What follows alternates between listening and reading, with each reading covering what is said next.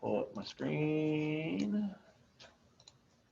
Okay, we're ready to talk about the skeleton of our hands and our wrist. So we'll be talking about wrist bones, the carpals as they're listed here, 8 small bones. And then you've got the metacarpals, which are the bones of our palms. So these will be our hand bones. And then we'll talk phalanges as well.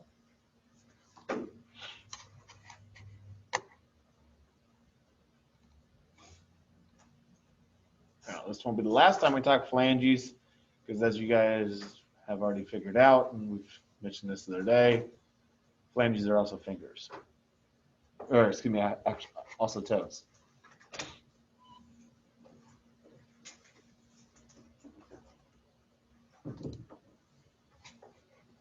All right, I'm going to flip over here to the document camera. We'll start with the carpal bones. Wrist bones are 8 total, and we kind of have them found in 2 rows, 4 bones each.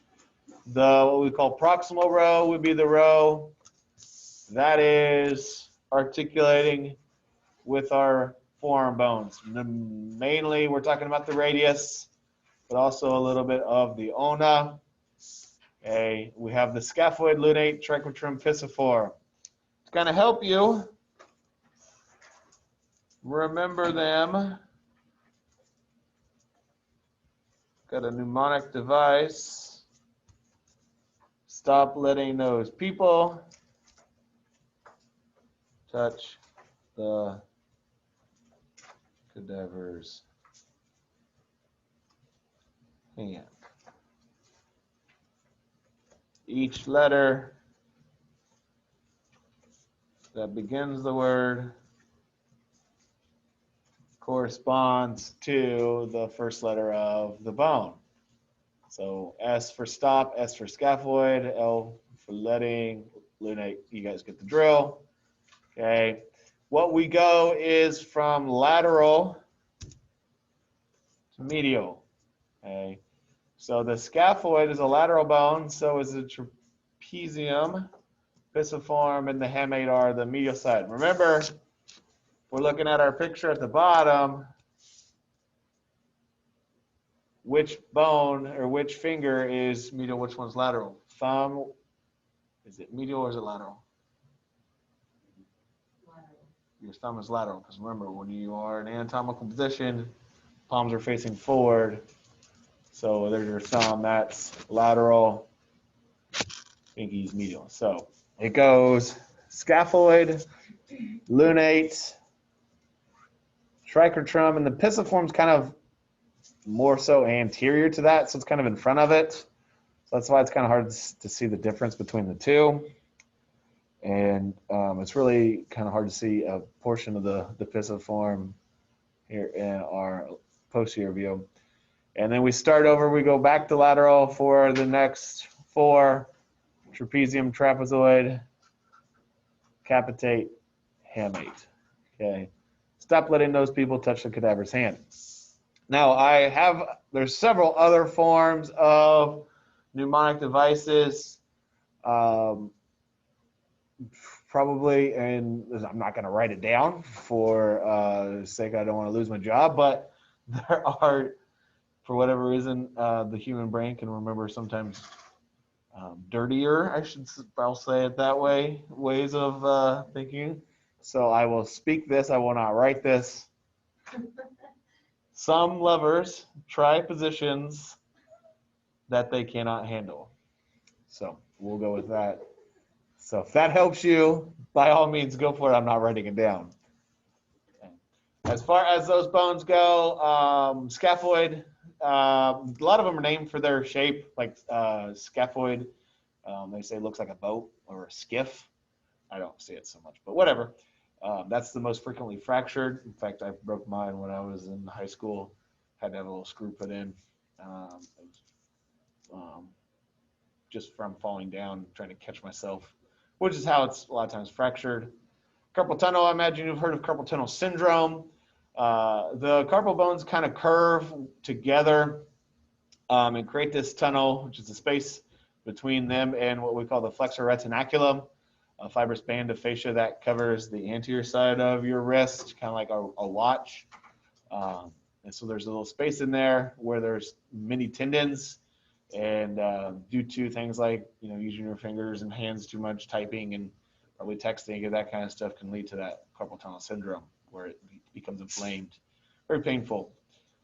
Bones of your metacarpals are classified as long bones, as are the finger phalange bones. So they have, you know, the shaft, which is the middle, what we call the diaphysis, and then there's the two bulbous ends. We see that for all of those bones, okay, which we classify face, body, and head. You could draw this anywhere you'd like. I'm just choosing this one. You could do it on a metacarpal, you could do it on a phalange, a base, body, head. Okay. That one I just picked because it was right there when I was pointing to it. Okay. So we see that with every single one of those bones that we haven't you know, covered as much. Not the carpals. Carpals are not long bones. Okay. Now, there aren't specific names for the hand bones. We just give them Roman numeral numbers. So one is the, you know, the name, I guess, of your metacarpal on the thumb side. And then it goes all the way across to 5 on your pinky side. It will focus back up. Okay. We don't have specific names for the finger bones other than just as a whole phalanges. We do kind of distinctly call them proximal, medial, or excuse me, middle, I should say, middle, not middle, medial, middle, distal. So that's kind of how we separate them. There's 14 phalanges, because you got 3, 3, 3, 3, but your thumb only has 2. So your thumb actually would have a proximal and distal, because there is no middle. As far as the names of those fingers, you know, we all know, you know, them as pinky, ring, that kind of stuff. I'm not going to worry about that specifically.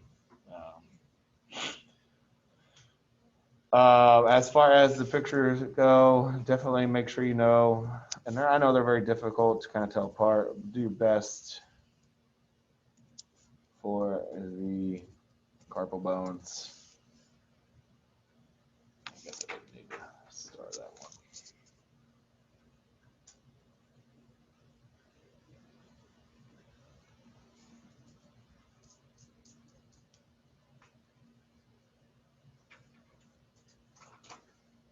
It would probably be a good idea to also know their numbers for the metacarpals.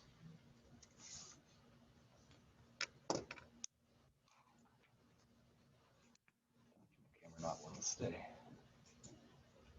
Focus. Okay, hopefully nothing too crazy there. All right, that's it for the upper body.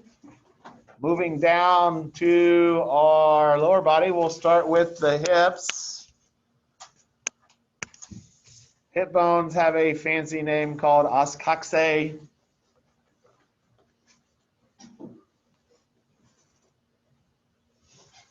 Together, because there are 2 of them, along with the sacrum, they form our pelvis. The hip bones are pretty complicated. We kind of break them into kind of 3 parts. An ilium, that's an I-L-I-U-M spelling, by the way, that's not L-L. An ischium, and then a pubis.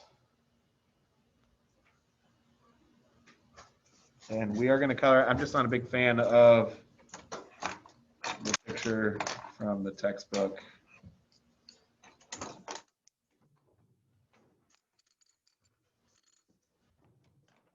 Now keep in mind, aren't like boundaries to separate these things. So that's why you can see dotted lines between the different letters and regions. Okay. Now, I'm going to focus on the pictures at the bottom more so than this picture, but I wanted to go ahead and color this top image to kind of show you what it looks like when everything's together. It's just a nice anterior view showing you the hips coming together with the sacrum, forming our pelvis. We'll talk about the pelvis a little bit more on the next page. Okay. That's your ilium that I just colored, by the way. Letter A. Down at the bottom, this is the upper flaring, kind of the most prominent portion of the bone.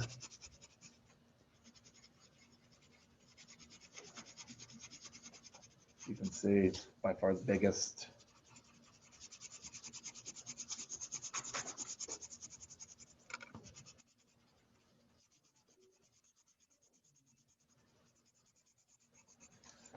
Here in a second, we'll go through the parts of it. I'll go ahead and color the rest though.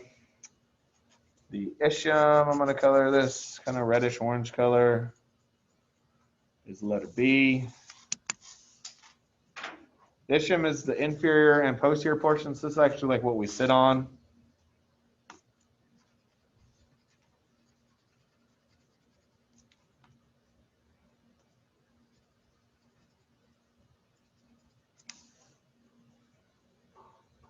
We don't see as much of it over on this side because the femur's in the way, because the femur inserts into this big socket that we'll talk about here in a second.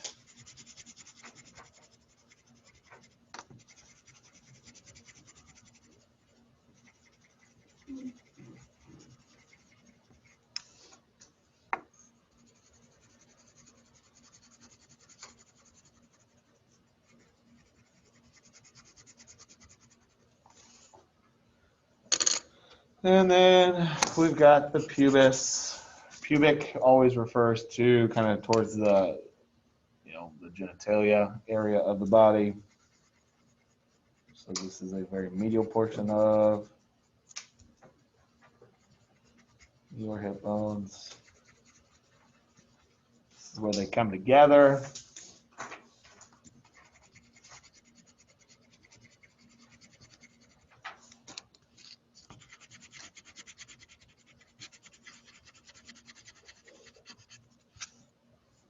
Now, to keep our hip bones from actually physically touching each other, kind of like what we had with our vertebrae, there's a little piece of cartilage called the pubic symphysis. It's labeled there in the picture, symphysis pubic or pubis. Same thing. Okay, this piece of cartilage just keeps those bones from, slamming on one another. So,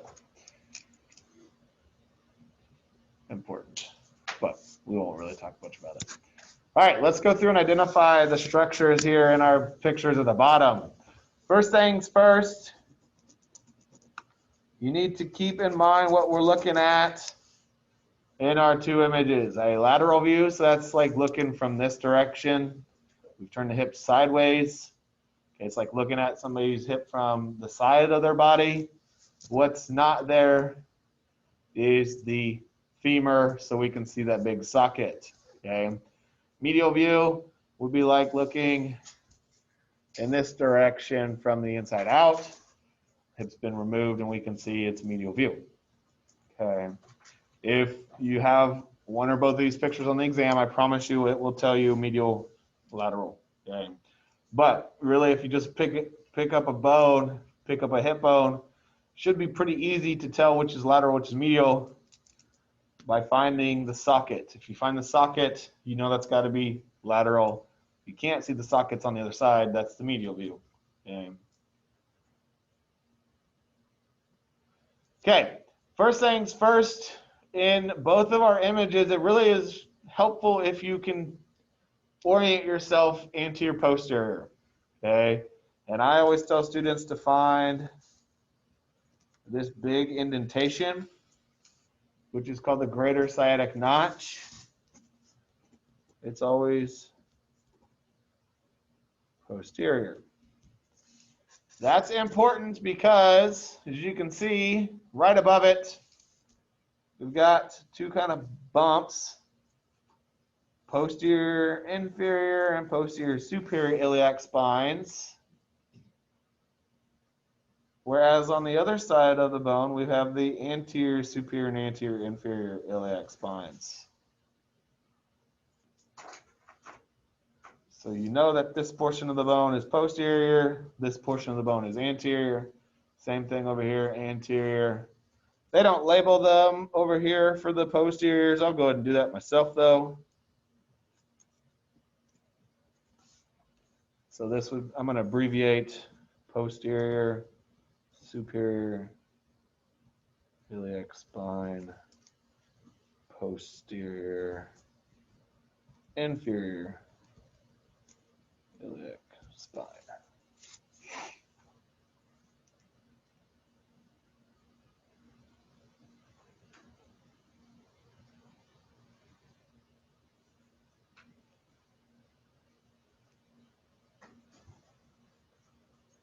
These are very important attachment sites for muscles. Okay, you can actually feel this posterior superior iliac spine that kind of points right along your belt line or your waistline.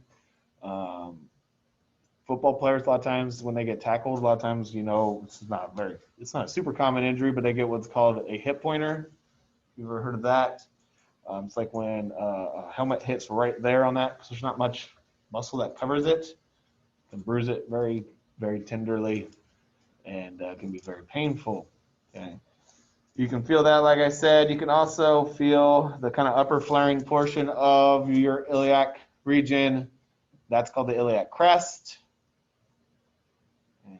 And then the last thing, I'm gonna kind of just darken it up a little bit, is your auricular surface. We talked about the auricular surface of the sacrum last time. That's where those two bones meet, forming what we call the sacroiliac joint, as you can see there in parentheses. The SI joint, not the true hip joint, because the true hip joint is between the head of the femur and this socket called the acetabulum.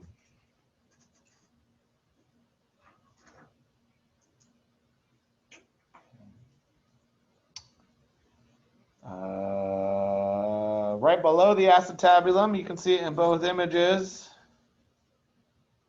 is what's called the obturator foramen, which is, as it states, the largest foramen in the skeleton. Biggest hole in a bone. It's a shared structure kind of between the pubis and ischial parts of your hip. And then what we see is a lot of nerves run through that, which includes an obturator nerve. We'll talk about later in the semester. Last thing, I'm gonna kind of darken it in. This is what we rest our butt on and our body when we sit up straight, is your ischial tuberosities. Now, we also obviously have a lot of cushioning in between that and your seat, because there's plenty of muscle. Your butt muscles are quite large. There's also quite a bit of cushioning of fat as well.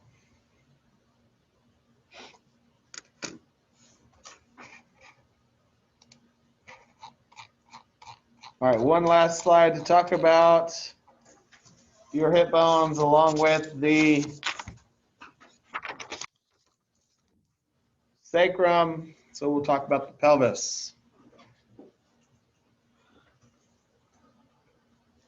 Pelvis itself creates kind of two cavities, false or greater, and then a true or lesser pelvis, which are shown here in the pictures, color coded with pink and blue. Pink represents the false pelvis, bordered at the top by the upper flaring iliac crest. And then inferiorly at the bottom of that, which is the actual opening into the true portion of your pelvic cavity, that would be the what we call pelvic brim or pelvic inlet. And then below that in blue, you can see from that pelvic inlet to the what we call pelvic outlet is your true pelvis. This is very important because when a baby passes down from the uterus, which is up kind of farther up in the kind of pelvic area, down it goes and out the bottom, which I make it sound so easy. Baby has to pass through this small space, which you can see this is an inferior view looking up. This would be a female. Over here, this is what a male pelvis looks like. You can see right here, just right away, some big differences. The width across the false pelvis is a lot narrower in men than it is in women. In fact, all dimensions, a female pelvis is much wider. So wide, and we all have heard, like wide birthing hips. It's an actual thing, and it's a great thing. Men, our hips are not built for a baby to pass through. Obviously, that's because we don't, give birth. The subpubic angle listed down here as a pubic arch is quite a bit bigger in females than it is men. The sacrum and coccyx actually kind of point a little bit farther back in women than they do in men. And really this kind of helps just demonstrate the difference in size, which would be the birth, canal really. As far as the skeleton goes, for women, it's a lot wider both front to back and side to side than it is in men. Picture's not important, really just kind of knowing the fact that everything's much more open in women than it is in men. Kind of the main takeaway.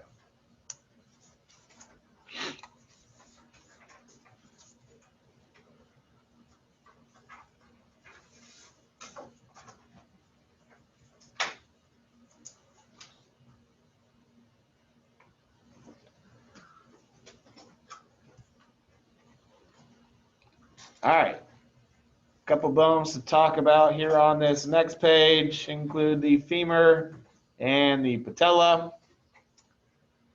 Of the bones, the patella is a lot simpler. It's known as your kneecap, roughly triangular bone embedded in the tendon from our quadriceps femoris. On the back side of it are two kind of flattened pads called articular facets. And they fit right in this little area of the femur, which you can see literally just labeled as a patellar surface. As far as the images go here of the patella, just be able to identify that is a patella. Okay, I'm not going to worry about you knowing anything else like the base or the apex or anything like that. Okay. The femur, on the other hand, there's a lot to know. Okay. Probably the most distinguishing feature of your femur, aside from its big size, because it's the longest, strongest, heaviest bone, is its very pronounced round ball-like head. Very similar to the humerus, okay, which we learned also had a very round head. Okay. The only reason I included this picture, which is a medial view of it, is to show there's kind of a little pocket in that head called a fovea capitis, and I'm not going to highlight it. I'm not going to worry about you knowing this image. These are the two images to know. Okay. But the fovea capitis is a small central depression or pit on the femoral head and is an attachment site for ligaments. Okay. Just like we saw with the humerus, there's a constricted neck just distal to the head. This time we only have one neck to worry about, not a surgical anatomical like we saw with the humerus. Okay. The humerus had two bumps right by the head and neck area. We call those in our humerus tubercles. We have in our hips greater trochanter and lesser trochanters. Did I say hips? I meant femur. If I said hips, I can't remember. Greater trochanter points out laterally, so it points sideways, and that's why you can see it very nicely here in both images. Very important site of attachment for muscles, as is your lesser trochanter, which kind of seen better in the posterior view, and it points medially. Okay. Now we all know that that prefix means between. On the anterior side, which this is our anterior view, is what we call an intertrochanteric line. I'll just kind of show it like that. Just a very, very subtle narrow line between the anterior surfaces of the trochanters. A more prominent ridge, and that's why it's not called a line, it's called a crest. In our posterior view is the intertrochanteric crest. And you can see it, I don't really need to do anything to it. I will anyway, is that intertrochanteric crest. Also, muscle attachment sites.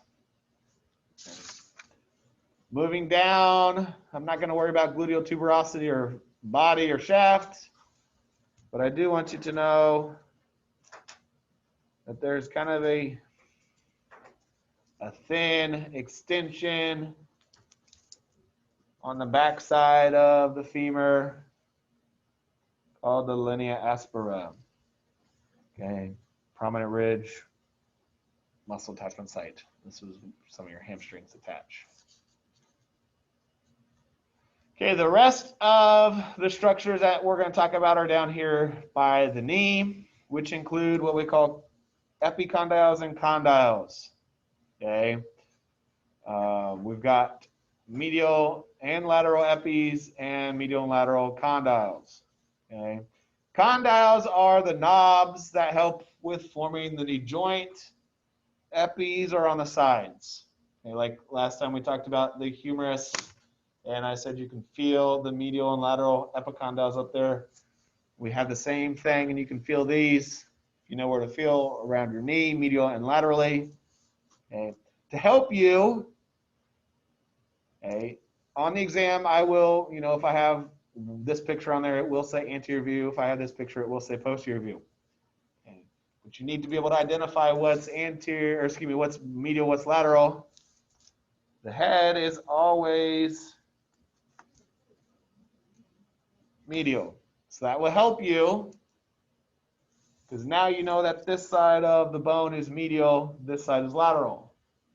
And over here, this will be medial, this will be lateral. So when you see this on the exam, if you do, you probably will, find the head so you know, okay, I'm on the medial side or I'm on the lateral side. Okay. So now you know that the medial condyle and the medial epicondyle are here in the middle of the pictures. Now, I'm not really so much worried. I'm actually going to kind of scribble that away. I would only have you label the medial condyle here in our posterior view, where you can kind of see that nice oval, almost square-shaped, rounded knob. Okay. Same thing for the lateral side here in our anterior view. I'm only going to highlight the lateral epicondyle. Over here, though, I will highlight both lateral condyle and epicondyle. Epicondyles are where like your MCL and LCL attach, things that we'll talk about here in our next lecture. In our posterior view, there's a very prominent depression between those condyles. Once again, inter means between. This intercondylar fossa is the site where the ACL and PCL are attached to the femur, things that we'll talk about in the next lecture. The very last thing, I already kind of mentioned this, is this thing called the patellar surface. Also, I would write this down, is called a trochlea as well. This is just a smooth depression where that backside of your patella fits and can slide up and down as we do knee movements. So don't worry about adductor tubercle either. Kind of tough to tell that apart from the epicondyle. So Not going to worry about you knowing that. Okay, any questions on the femur or the patella? All right, let's move on down the leg to, do this so you can see a little bit better. Let's talk tib and fib.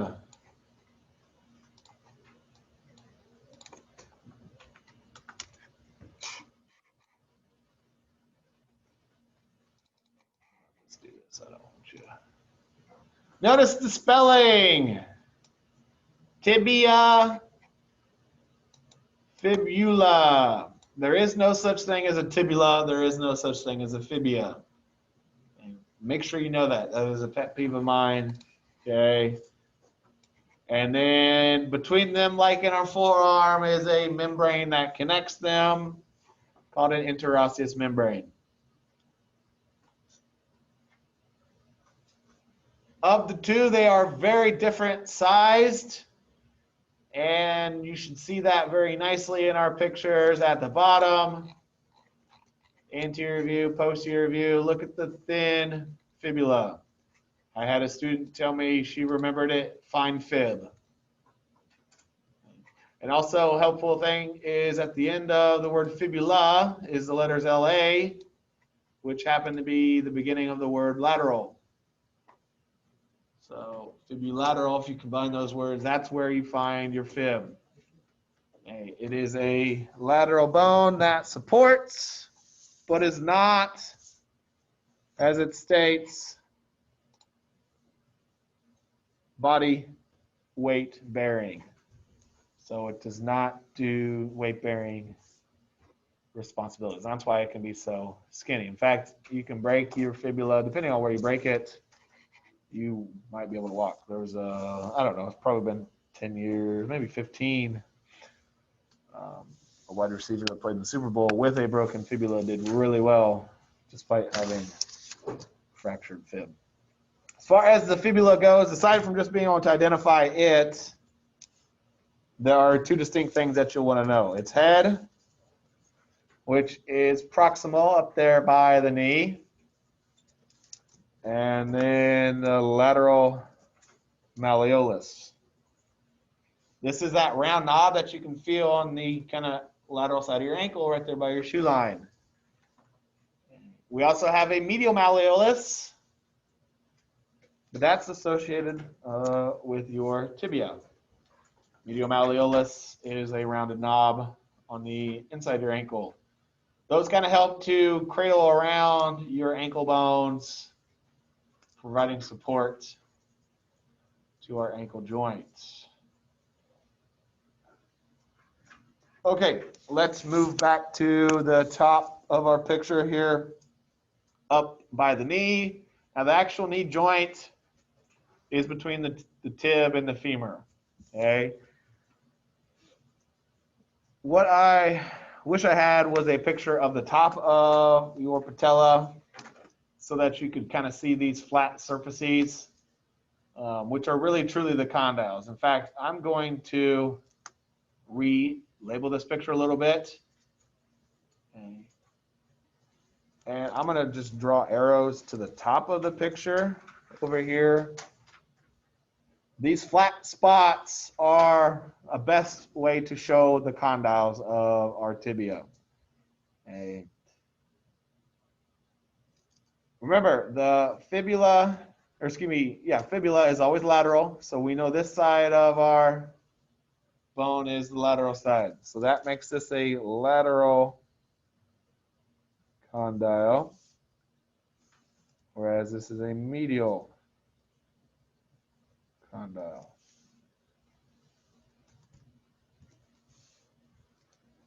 Same thing over here, lateral condyle, medial condyle.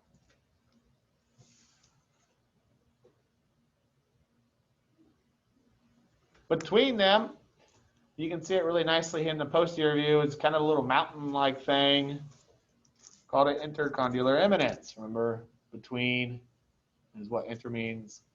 This is a projection. a kind of rough space where the ACL PCL connect. Okay.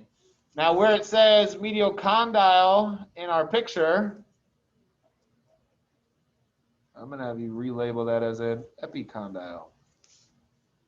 That's on the side of the bone.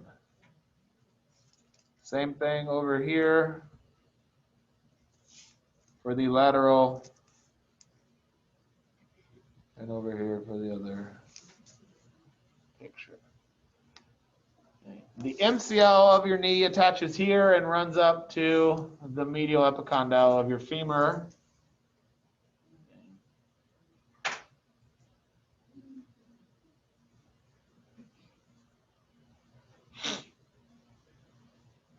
Which we'll talk about in the next lecture. The next thing to know is only visible in the anterior view. It's a big projection on the front side of the tib. You can feel this round knob just below your patellar tendon. So if you run your fingers down from your kneecap, you should feel it real soft right there where your patellar tendon is. But if you keep going, you can feel that bump called the tibial tuberosity. That's where that tendon connects. Obviously, just be able to identify the tibia itself. And then what you can also feel if you continue to run your fingers down your lower leg towards your shin is that anterior border crest, or as I just call it, the shin.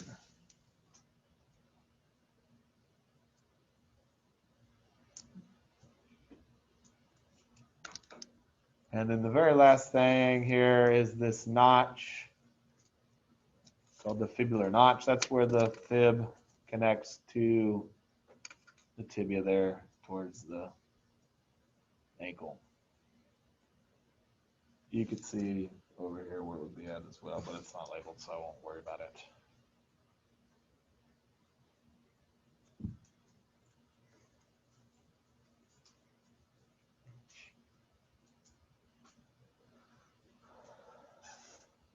Okay, any questions?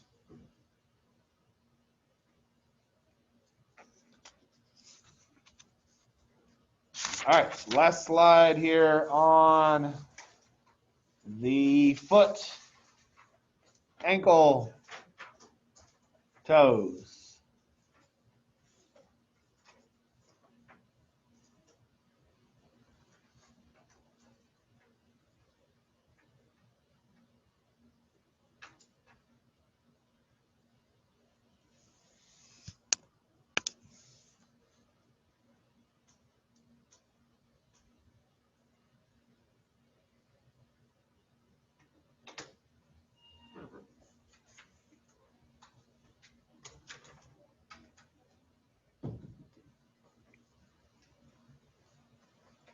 All right, we'll start with the ankle bones. There's 7 of these. The talus is the first one you can see listed. Here in our superior view, looking down at the top of your foot and ankle. This bone's very important because it's what articulates with both the tib and the fib to form what we call talocrural joint. Just a fancy way to describe your ankle joint. Underneath of it, inferior to that, and you can see it really nicely here in the inferior view, looking at the bottom of the foot, it's calcaneus. Calcaneus is your heel bone, is the largest and strongest of all your hips. It's a very funky looking bone. If I had a lateral view, you could really kind of see that. All right, now, looking at our picture, it should be pretty obvious when you look at the toes, which one's your big toe versus your pinky toe. Okay, now, big toes, comparable to your thumb, but remember your thumb in anatomical position is lateral, right? Your big toe is medial. Okay, that's important because that'll help you kind of tell apart the navicular, which is medial, whereas the cuboid is on the lateral side.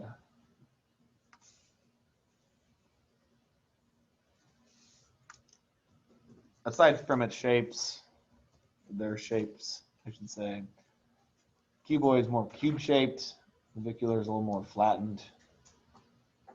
But really, it's kind of tough to tell shape. You can kind of see it there, I guess. There are 3 what we call cuneiforms: lateral, intermediate, and medial. You just will have to know them as a cuneiform. I'm not going to worry about the individual names. Intermediate, medial, lateral, or first, second, third.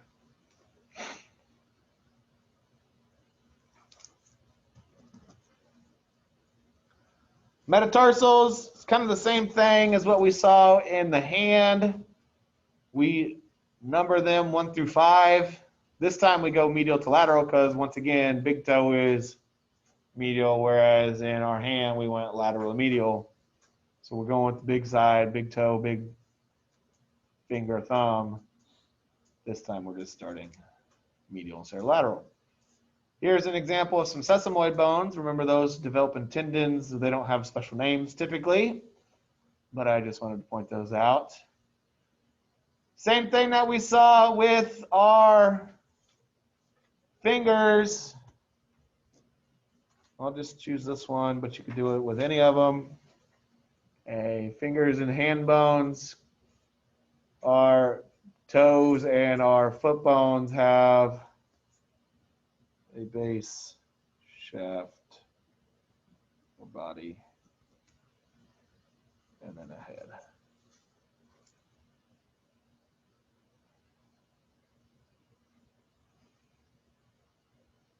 You can label that anywhere on any of those. I just chose that one. And then there's 14 phalanges, 2 in your big toe and then 3 in the rest. But really, you know, just highlight phalanges as a whole there. Last thing here are a way to show that those bones between your ankles and your foot create arches to support our body weight. There's actually kind of truly 3, because your longitudinal arch, which runs from your heel bone towards your toes, there's actually 2 parts. One that runs towards the big toe, which is called the medial part, then one that runs towards the pinky toe, which is its lateral part. Okay. And then going across the foot is a transverse arch, formed by the cuneiforms and the bases of the metatarsals. Function of these is provide some spring and leverage to our foot when we walk. Our arches will flex when our body weight is applied, unless you have flat foot, where the arches decrease or fall. Opposite of that is claw foot, where too much arch occurs, and it can be various things that can lead to it. Great thing that can be done to help alleviate this are orthotics. Special kind of inserts that you put into your shoes. You can move them from shoe to shoe. That essentially force your feet to have arches, like if you're flat-footed. Very common for like athletes where they're, you know, pounding down on their foot all the time, jumping, running, that kind of stuff, you know, pushing down, and that eventually causes things to flatten out. So orthotics are great ways. Because if you have foot problems, that can lead to ankle problems, which can lead to hip problems, and then, you know, all the way up into your spine. And, you know, that's never a good thing.